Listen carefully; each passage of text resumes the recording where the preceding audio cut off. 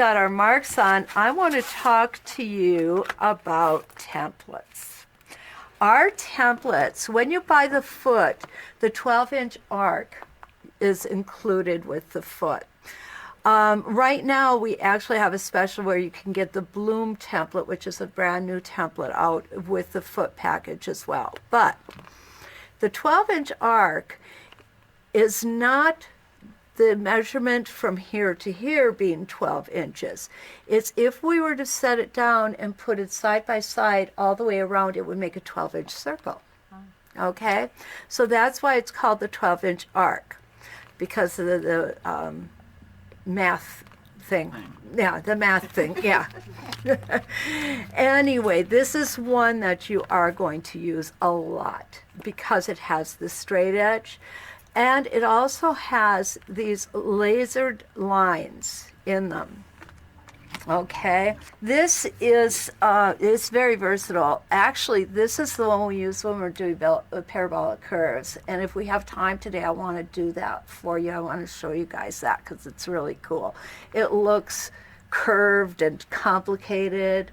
It's just straight lines and it's easy to do. So you can really impress people with that. Okay. You really can.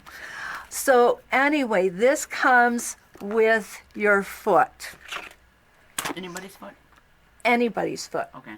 Any foot. Okay. You can buy the feet without the 12-inch arc, but I don't suggest that. Can I take a picture? Anyway, then we have what's called a starter sampler set. The starter sampler set is awesome because it comes with this clamshell, which is a 3-inch clamshell on this side, and it's a 1.5-inch clamshell on this side. And through the day today, we're going to get to play a little bit with these, and we're going to learn about them. It also comes with what's called a Spinifex 4. The Spinifex templates normally have this little hole right here, and that is for our tack to go through. Sits on there. Remember the spirographs? Yep. And that's what it does. Cool, huh? I love it. We also have what's called a 6-inch spiral. And what the spiral is that you put your foot here and you work your way around it. Now with the 6-inch spiral, we can also use this as a 6-inch arc. Okay? It just works out that way. And then we have the 2-inch simple circle. The simple circle is probably the easiest one to learn, and the reason being is it's all inside. A lot harder to not fall off, because you could easily fall off when using it outside. I notice that when I talk or look away from my templates when I'm quilting, I fall off the ruler.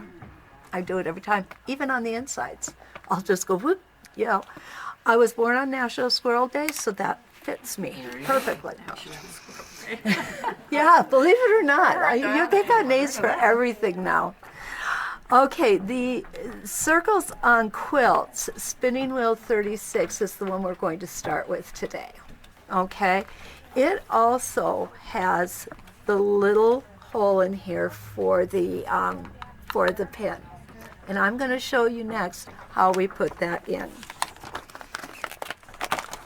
I just want to see it better. Oh, okay. See if it'll... If it's, you can tell you've got the right side of the template if you can read it. Okay? If you can't read it, that's the back side. So this is the right side. The tape that I have on the gates. The tape is R&K embroidery tape, and the reason I like it is because Scotch tape tends to fall off rather quickly.